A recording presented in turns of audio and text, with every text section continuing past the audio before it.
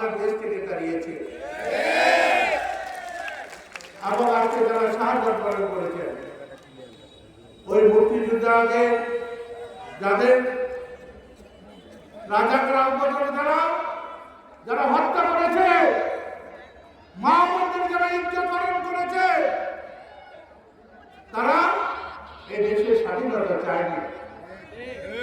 স্বাধীনতা চেয়েছিল তারা, যারা এই দেশের স্বাধীনতা চায়নি আজ তারা বসতে এসেছে।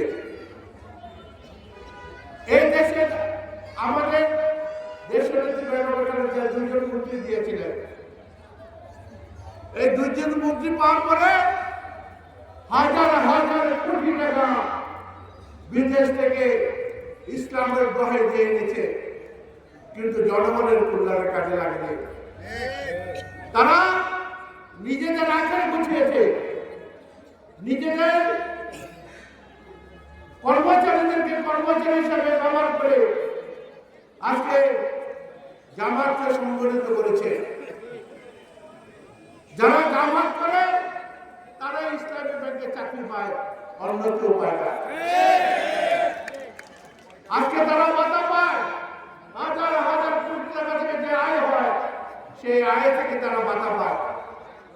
প্রত্যেকে 10,000, 20,000, 50,000, 1 লক্ষ, অনেক মা বোনেরা পর্যন্ত ভাতা পায়।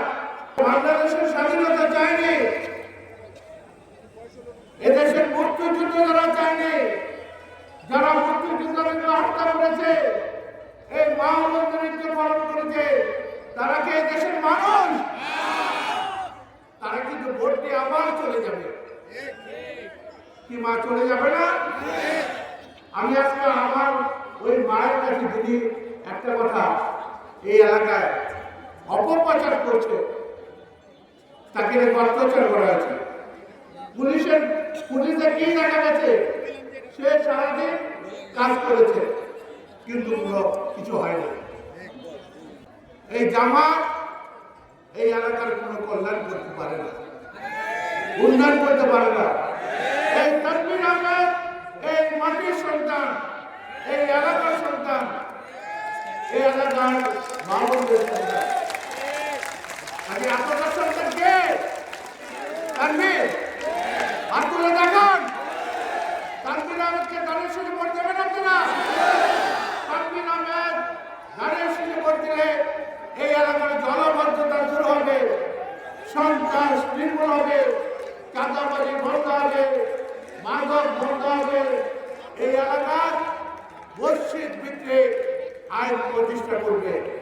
প্রত্যেকটা মসজিদে আলেম ওলামাদেরকে নিয়ে প্রত্যেকটা মসজিদে এই এলাকার মুরব্বী আকারদেরকে নিয়ে শাসন ব্যবস্থা সে কায়েম করবে।